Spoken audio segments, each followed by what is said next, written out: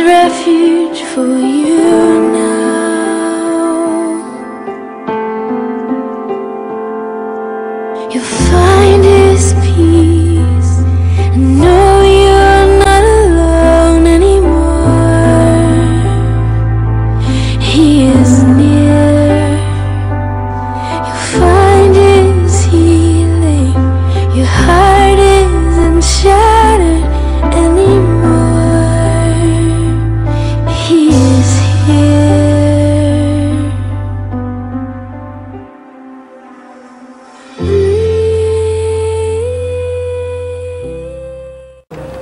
Si Roxanne, makulit. Makulit, tapos galaw-gaw. Ingay. Kikay. Tapos matigas ang ulo. Ako na.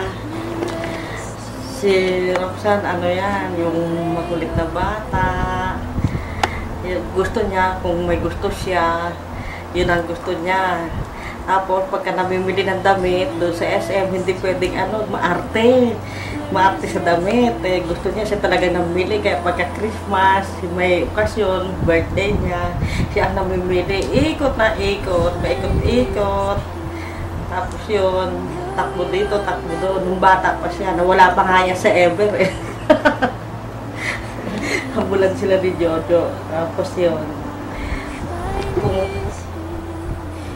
Yung bali, kung nung bata pa siya makulit, hanggang ngayon dala-dala niya pa rin yung kakulitan niya, saka yung kaartehan niya, saka yung katigasan ng ulo niya, ganun pa rin siya. Kumbaga, walang pagbabago. Yung sa preparation nga lang ngayon, gusto niya, yung silang nakakaalam. Kaya minsan sabi ko sa kanya, palit kami ng kalagayan. Ikaw na kayo mag-nanay. Kaya, yun. Roxanne, na-expect ko sa kanya tapos ang pag-aaral. Tapos, gusto ko mag-aral ulit siya. Na-expect ko sa kanya matuto siya ron sa nag-experience ng mga kaibigan niya na hindi nakatapos. Nakapag-asawa ng maaga. Na-expect ko sa kanya establish niya muna yung career niya. Tapos maging stable ang kanyang buhay bago mag-asawa. Yun ang na-expect ko kay Roxanne. So ngayon si Roxanne, ang dalaga na, 18 years old na. Ako, manang-mana sa nanay yan eh. Manang-mana sa nanay. Kung anong gusto. Malakas ang loob. Kinala pa yung kapatid na lalaki, malakas ang loob. Tsaka ano siya, jolly, tulad ng nanay niya. Wala kwento. Jolly ba ako? Extrovert. Mahilig makipag-socialize sa labas. Kapaligtaran ng kanyang kapatid na lalaki. Masayahin si Roxanne. Tsaka malambing sa akin. Ayan si Roxanne. Message ko ay Roxanne, ngayon malaki na siya. Be more responsible. Ulitin ko ulit, matuto sa mga lessons na natutunan niya sa kanyang mga kaibigan at classmates. Be mature, maging maingat kasi masyadong reckless, masyadong malakas ang loob ng babaeng tao. Sana matupad yung mga na-expect ko sa kanya. At sana natuto siya doon sa mga lessons na natutunan mga kaibigan niya. Yan, na-expect ko kay Roxanne. Si Roxanne, ang message ko kay Roxanne, hey Roxanne, happy birthday! Ngayon, dalaga ka na. Kumbaga, nung bata ka, ang akto mo, bata ka rin. Ngayon, dalaga ka na. Sana maging matured ka na. Tapos, yung maging responsible ka na kung ano yung gampanan mo yung mga obligasyon mo. Tapos, sana makatapos ka ng pag-aaral. I-enjoy mo muna yung pagdalaga bago ka mag-asawa. Happy birthday, Roxanne! Happy 18th birthday. Out on a narrow way many years ago, hoping I would find true love along the broken road. But I got lost a time or two. I wiped my brow and kept pushing through. I couldn't see how every sign pointed straight to you. And every long lost stream led me to where you are. Others who broke my heart, they were just northern stars, pointing me on my way into your loving arms. This much I know is true. That God bless the broken road and led me straight to you. Happy birthday, Roxanne, and happy 18th birthday. Masasabi ko lang is, wishes for you is yung good health and yung sa family mo na dahil 18 ka na, dahil alam ko this is your turn to be matured na, and thank you for being a good friend with me, and thank you for being meet mo ka sa special friend na kahit na dati hindi tayo ganun ka-close. Yun lang, God bless yung spiritual life and give all your best to God, and huwag mo isipin na ang lahat ng bagay ay mahirap dahil ang lahat ng bagay ay dapat pinaghihirapan mo.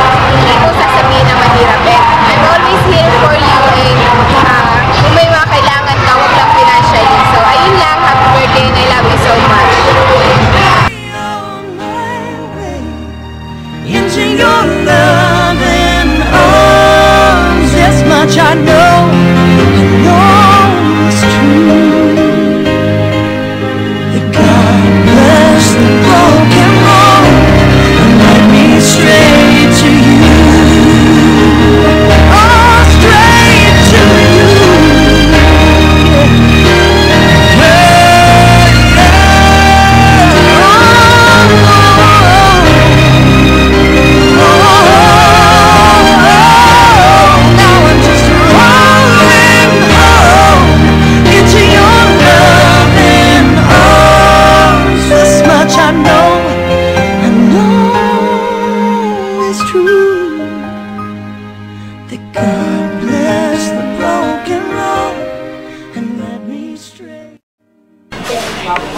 Ako si Cedric. Si Ate Roxanne ay masayahin at palabiro sa amin. Ako si Jan.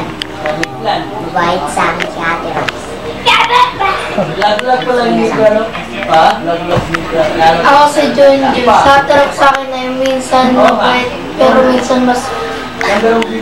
Sungit. Birthday ka, Rox. Sana maging mabuti ka pa sa mga kalantitiring taas kay Ninong. Sana magbago pa yung galing mo. Or blessings na darating ko sa inyo. Happy birthday, Ate Rox. Sana maging iba na yung ugali mo at sana mas masayahin ka pa at more birthday comes.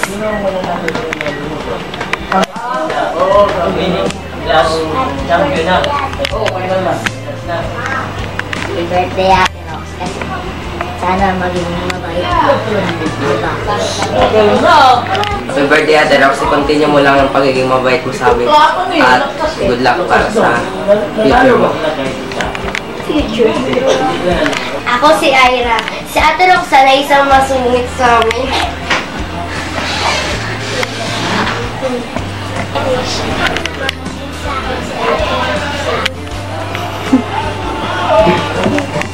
Okay. Happy 18th birthday, Ate Rox!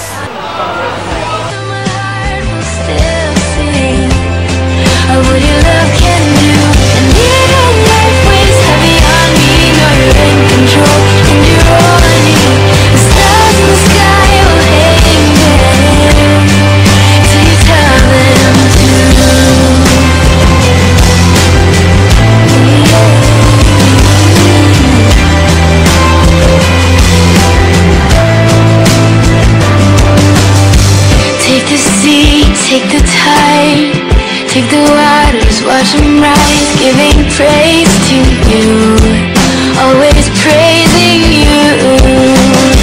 Here's my voice, you know my soul, singing freely, you are Lord, giving praise to you, Lord, I'm praising you.